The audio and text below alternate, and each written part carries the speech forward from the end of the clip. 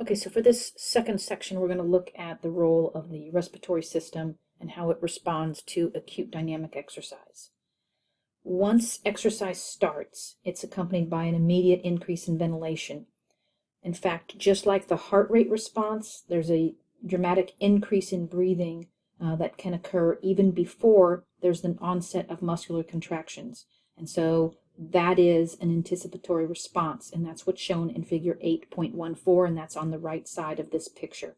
And you can see for light, moderate, and heavy exercise that this occurs. Now, because of its rapid onset, this initial respiratory adjustment to the demands of exercise is neural in nature. It's mediated by the respiratory control centers in the brain, the central command, although the neural signals also can come from receptors in the exercising muscles. Now, the more gradual second phase of the respiratory increase that's shown during heavy exercise in this figure 8.14, that's controlled primarily by changes in the chemical status of the arterial blood. So as the exercise progresses, the increased metabolism in the muscle generates more CO2 and hydrogen ions. Remember, these changes shift the oxygen hemoglobin saturation curve to the right, and that enhances oxygen unloading in the muscles.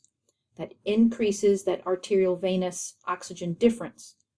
The increased CO2 and hydrogen ions are sensed by those chemoreceptors that are located in the brain and also in the carotid arteries and the lungs, and that's going to stimulate the inspiratory center and increase the rate and the depth of respiration and inspiration. The chemoreceptors in those muscles themselves might also be involved, and in addition, the receptors in the right ventricle of the heart send information to the inspiratory center so that there's an increase in cardiac output that can stimulate the breathing early in the exercise. So the influence of CO2 and hydrogen concentrations in the blood on breathing rate and the breathing rhythm or the pattern help to fine-tune the neurally mediated respiratory response to exercise in order to precisely match the oxygen delivery with the aerobic demands without overtaxing the respiratory muscles. The pulmonary ventilation increases during exercise in direct proportion to the metabolic needs of the exercising muscles. So at low exercise intensities, this is accompanied by increases in tidal volume. That's that in and out breathing. At higher intensities, the rate of respiration is also going to increase. Maximal rates of the pulmonary ventilation depend on body size, and those ventilation rates of approximately 100 liters per minute are common for smaller individuals, but may even exceed 200 liters per minute in larger individuals. When the exercise ends, the muscle's energy demands decrease almost immediately to resting levels, but the pulmonary ventilation returns to normal at a slower rate. If the rate of the breathing perfectly matched the metabolic demands of the tissues, then respiration would decrease to resting levels within seconds, but it actually takes several minutes, and that suggests that there's a post-exercise breathing that's regulated by the acid-base balance, the partial pressure of dissolved carbon dioxide, and the blood temperature.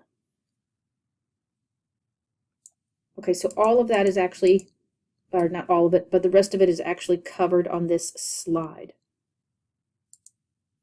There are quite a few irregularities that occur with breathing, and so there's a couple mentioned in here.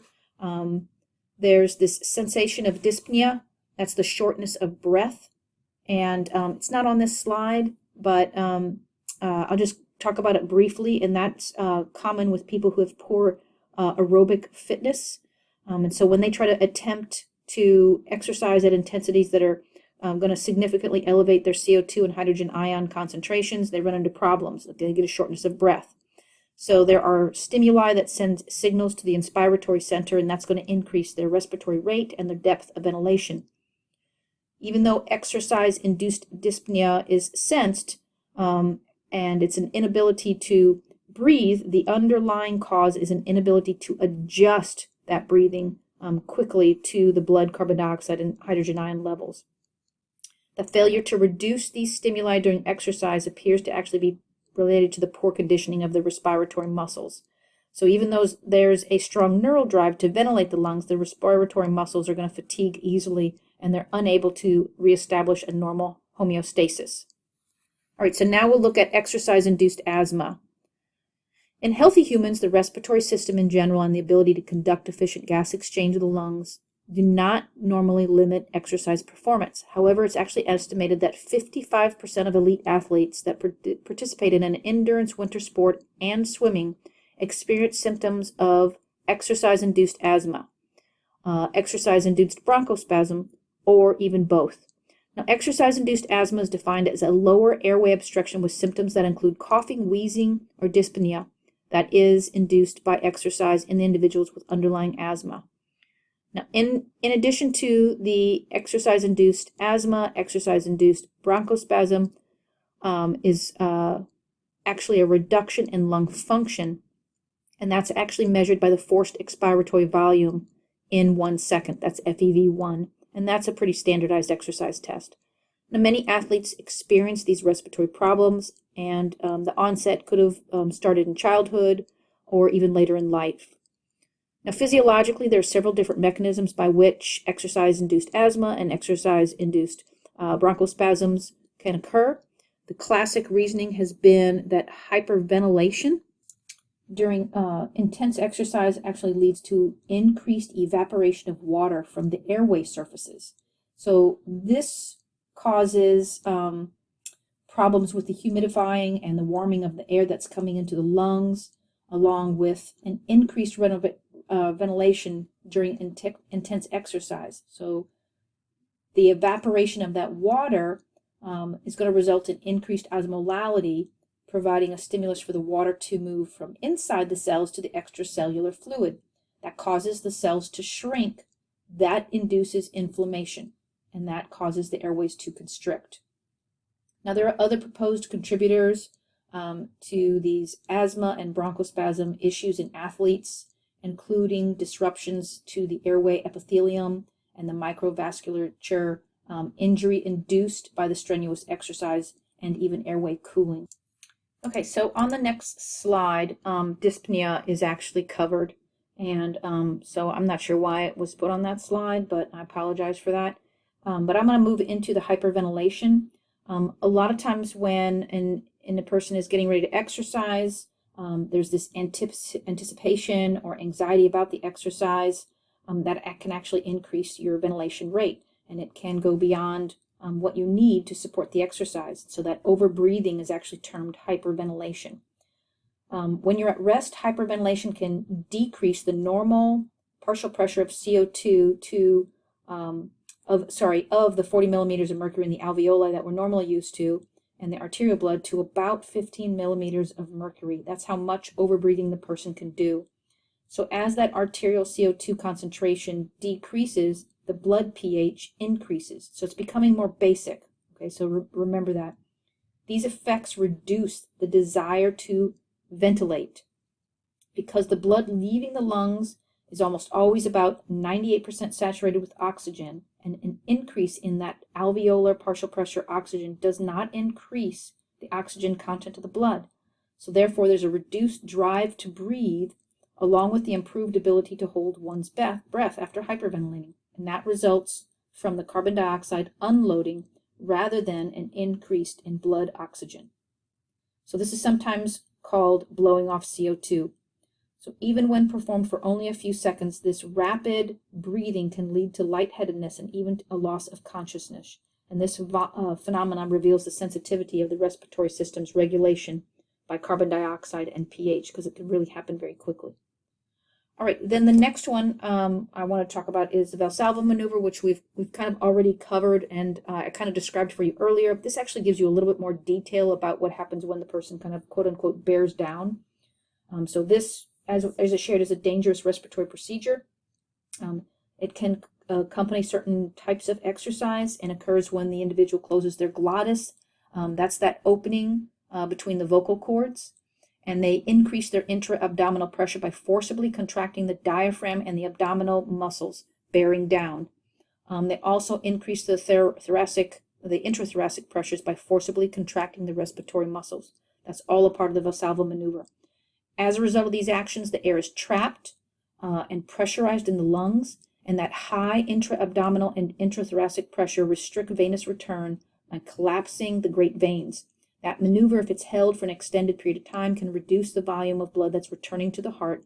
That'll decrease cardiac output. That will lower arterial blood pressure.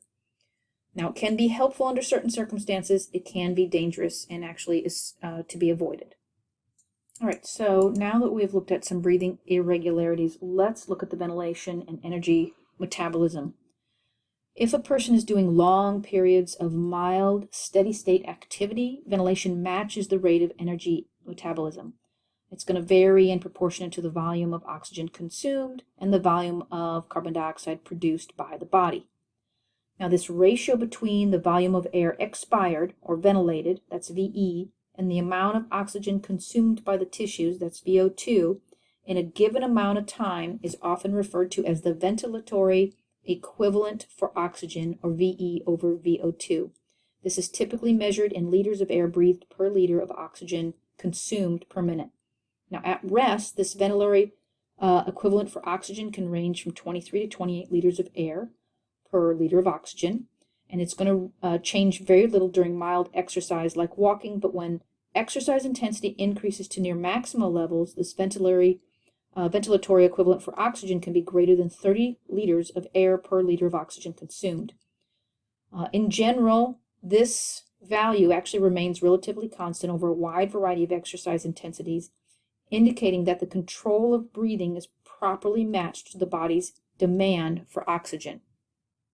Now, as exercise intensity increases, at some point ventilation increases disproportionately to oxygen consumption.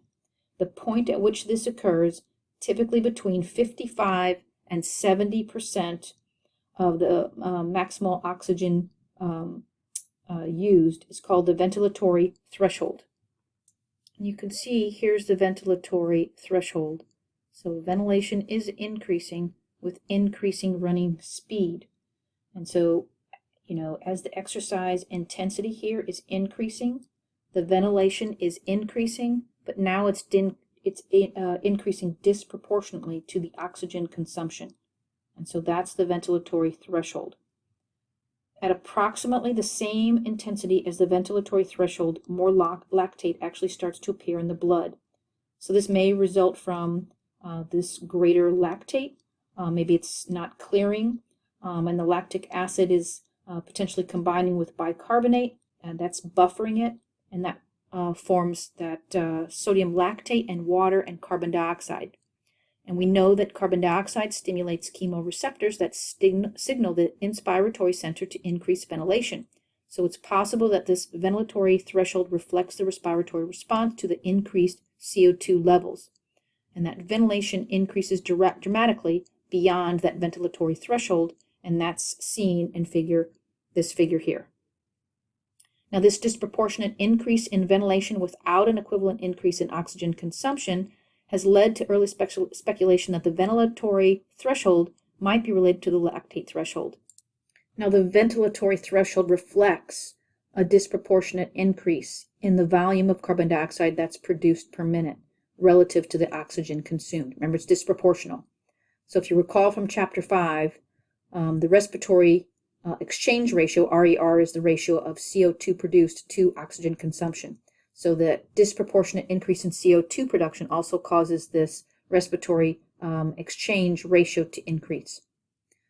The increased carbon dioxide produced per minute was actually thought to result from excess CO2 being released from the bicarbonate buffering of lactic acid. Wasserman and McElroy coined the term anaerobic threshold to refer to this phenomenon because they assumed that the sudden increase in CO2 reflects that shift towards a more anaerobic metabolism, and they believed that it was a good, non-invasive alternative to blood sampling for detecting the onset of anaerobic metabolism. Over the years, the anaerobic threshold concept has been refined to provide a relatively accurate estimate of lactate threshold. Now, if we go to the next slide, one of the more accurate techniques for identifying this threshold involves monitoring both the ventilatory equivalent for oxygen and the ventilatory equivalent for carbon dioxide. And so that's these two different ratios, the volume of air expired over the volume of CO2 produced, or the volume of air expired over the volume of oxygen consumed. And so we're looking at a technique and looks at these two values where there's a systematic increase in the air expired over the volume of oxygen consumed, and that can occur without a corresponding increase in the volume of air expired over the volume of CO2 produced. And that's what's illustrated in figure 8.16. So if you look at 8.16, that's in this figure. And if you look at the blue line there, that is volume of air expired over volume of oxygen consumed. And then the red line there is the volume of air expired over the volume of CO2. And so what you see here is that on the left-hand side, that's the ventilatory equivalent. And on the x-axis, you see the power output. And so what's happening here is you're seeing exercise intensity. And even though there's an exercise intensity increase going from the left side of the graph to the right side of the graph, you see these declines, right? So we see that the volume of air expired over the volume of oxygen consumed, that's that blue line, it decreases, and then at 75, you see that power wattage of 75, that's where it starts to increase. Meanwhile, that volume of air expired over the volume of CO2 produced, that starts to, that continues to decline. And so we see this mismatch. So this indicates that the increase in ventilation to remove that CO2 is disproportional to the body's need to provide oxygen. So in general, there's a respiratory threshold that provides a reasonably close estimate of the lactate threshold, eliminating the need for the repeated blood sampling. Okay, so let's now look at how this tissue activity is going to impact performance. So, like all tissue activity, respiration itself requires energy. Most of this energy is used by the respiratory muscles during their pulmonary ventilation. Now, at rest, those respiratory muscles account for about 2% of the total oxygen uptake. But as the rate and the depth of the ventilation increases, so does the energy cost of respiration. Now, the diaphragm, the intercostal muscles, and the abdominal muscles, they can account for about 11% of the total oxygen consumed. And this would be, of course, during heavy exercise. And it can actually receive, though, about 15% of the cardiac output, those muscles. And then during recovery from dynamic exercise, there's a sustained elevation in ventilation to continue to demand the increased energy. And that accounts for 9 to 12% of the total oxygen consumed post-exercise. Now, even though these muscles of the respiration functions are heavily taxed during exercise, ventilation is actually sufficient to prevent an increase in the alveolar partial pressure of CO2 or a decline in the alveolar partial pressure of oxygen during activities that last only a few minutes. Even during maximal effort, ventilation usually is not pushed to its maximal capacity to voluntarily move air in and out of the lungs, and that capacity is called the maximal voluntary ventilation. Now, what about heavy breathing for several hours? Like if you went for a marathon run, could that cause glycogen depletion and fatigue of those respiratory muscles? In research studies of animals, they've shown a substantial sparing of the respiratory muscle glycogen compared with the muscle glycogen in the exercising muscles themselves.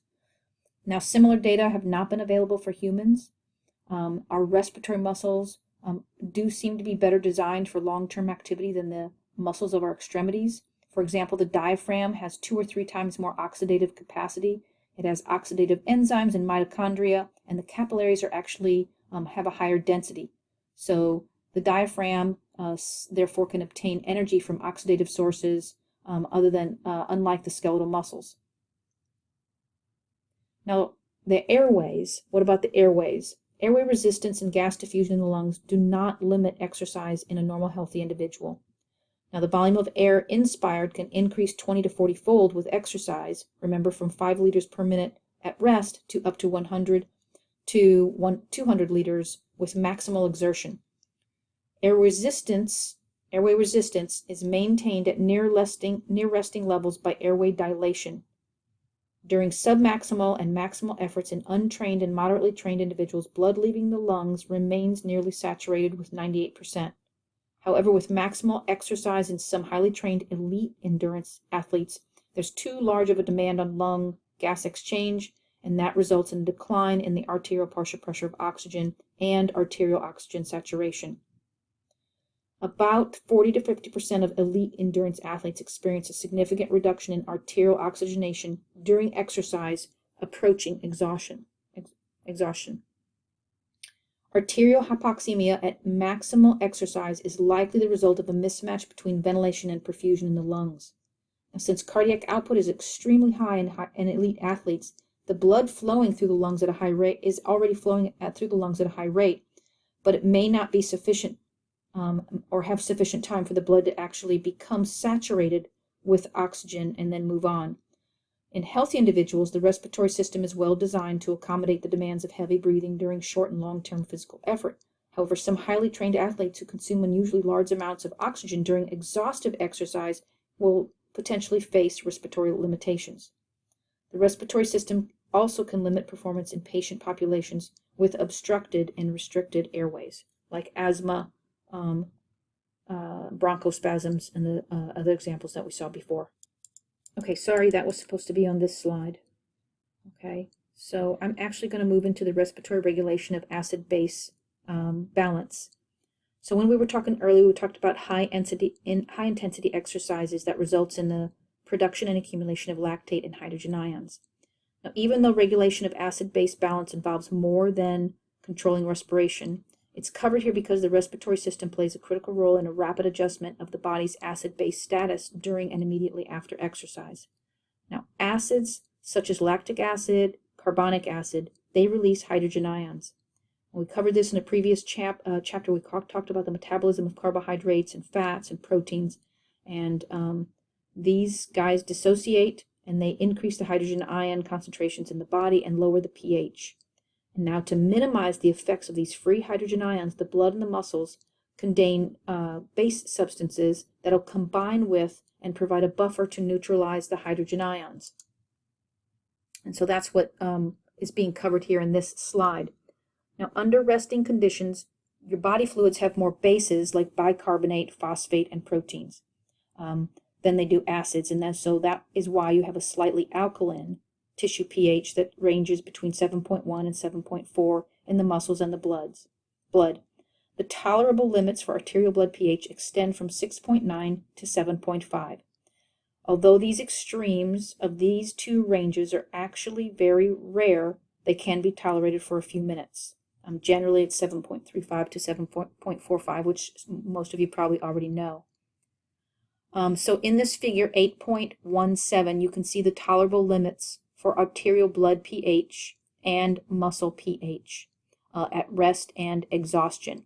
And so that's just what's illustrated here. And notice that it's closely maintained right at neutral pH. Notice there's just a slight difference between the arterial blood pH, and it has a greater range relative to the muscle pH. All right, so too much hydrogen ion accumulation, low pH, is referred to acidosis, whereas too much of a decrease in hydrogen ions below the normal levels, that causes a high pH, and that is termed alkalosis. Now, pH of the intra and the extracellular body fluids is actually kept within this narrow range by chemical buffers in the blood, pulmonary ventilation, and kidney function. The three major chemical buffers in the body are bicarbonate, that's HCO3-, inorganic phosphates, and proteins.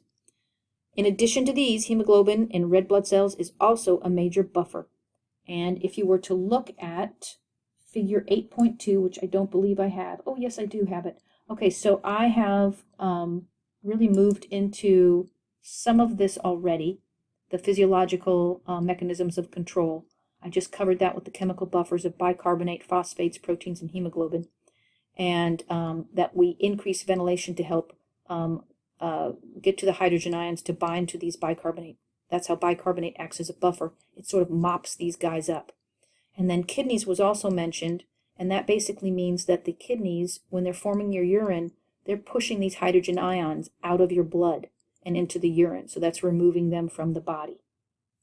Okay, so what's in figure 8.2? It shows you the buffering capacities of the body. And so it's showing the contributions. So as I already said, bicarbonate combines with hydrogen ion, and that's going to form carbonic acid, and that eliminates that acidic effect of the free hydrogen ions.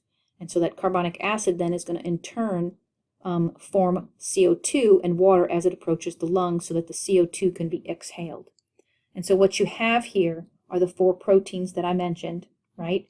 And it addresses here the percents of the role that they play, and obviously bicarbonate plays the biggest role in mopping up those hydrogen ions.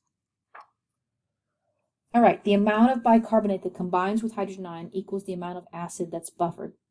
When lactic acid decreases the blood's pH from even 7.4 to 7.0, more than 60% of the bicarbonate initially present in the blood has been used. Now, even under resting conditions, the acid produced by the end products of metabolism would use up a major portion of the bicarbonate from the blood if there was no other way to remove the hydrogen ions. The blood and the chemical buffers are required only to transport metabolic acids from their sites of production, basically the muscles, to the lungs or the kidneys where they can be removed. Once the hydrogen ion is transported and removed, the buffer molecules can then be reused. In muscle fibers and in the kidney tubules, hydrogen ion primarily is buffered by phosphates, phosphoric acid, sodium phosphate, either of those two. And less is known about the buffer capacity that's inside the cells. Any increase in free hydrogen ion in the blood stimulates the respiratory center to increase ventilation. That's going to help get the hydrogen ion bound to bicarbonate and then eventually remove it in the form of CO2. The end result, remember, is to remove free hydrogen ions and bring the pH back up to its neutral range. So both the chemical buffers and the respiratory system provide this short-term means of neutralizing these acute effects of exercise acidosis. To maintain a constant buffer reserve, the accumulated hydrogen ion is removed from the body via excretion by the kidneys, and it's eliminated in the urine. The kidneys are going to filter out the hydrogen ion from the blood along with other waste products, and that provides a way to eliminate the hydrogen ions from the body and maintain the concentration of extracellular bicarbonate. Basically, we're only making, by putting it out in your urine, we're not losing the buffer power of bicarbonate. When you exhale it, you kind of lose the power of the bicarbonate. You can't recycle it. Now, if you are sprinting and the muscle is doing glycolysis, that's going to generate a lot of lactate and a lot of hydrogen ion, and that's going to lower the muscle pH from 7.1 to 6.7. And if you look at table 8.3, which I'm going to scroll down to next, and in this figure 8.3, it's showing you 4 different runners. It's showing the time that they ran. It's showing the pH in their muscle and the pH in their blood.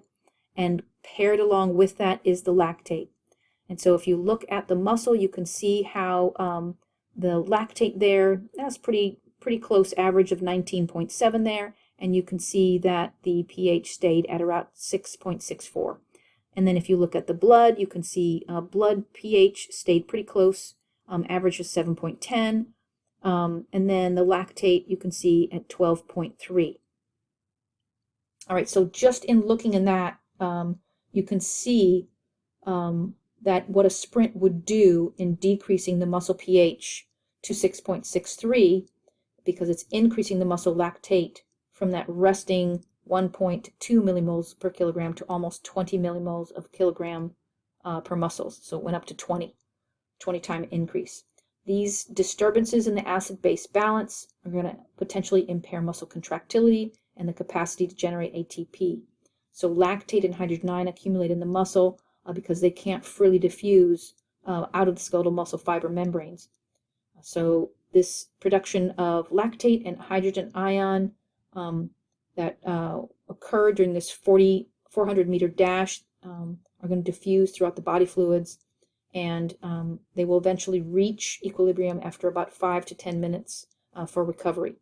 Now, 5 minutes after the exercise, the runners described in Table 8.3 had a blood pH value of 7.10 and a blood lactate concentration of about about 12.3, compared with the resting of 7.4 and the resting lactate level of 1.5. So you can see that it is the goal there is to reestablish the normal resting conditions. And so that's what's in this next figure here. So here's the blood lactate concentration. Remember, when they were active, the blood lactate concentration actually got up to here, but they stop exercising and it drops, and then it takes quite a while for recovery. And so there's passive recovery and there's active recovery. And you can see that it takes 1 to 2 hours. This is at 60 minutes and this is at 120 minutes for a full recovery of the blood lactate to the resting level. So that is actually facilitated by continuing to have a lower intensity exercise. So that's what's called active recovery. So if a person were to do some exhaustive sprint bouts, the participants could either sit quietly, that would be passive recovery, or they could exercise at a low intensity. And at a low intensity, that blood lactate is actually removed more quickly during that active recovery because of the activity maintaining elevated blood flow through those active muscles, which is going to in turn enhance the blood lactate diffusion out of the muscles, and it's going to help with lactate oxidation. So blood lactate here remains elevated for 1 to 2 hours after highly anaerobic activity. The blood and the muscle hydrogen ion concentrations return to normal within about 40 minutes of recovery. And it's this chemical buffering, principally, remember, by the bicarbonate and the respiratory removal of excess CO2, that are responsible for this relatively rapid return to these normal acid-base homeostatic levels.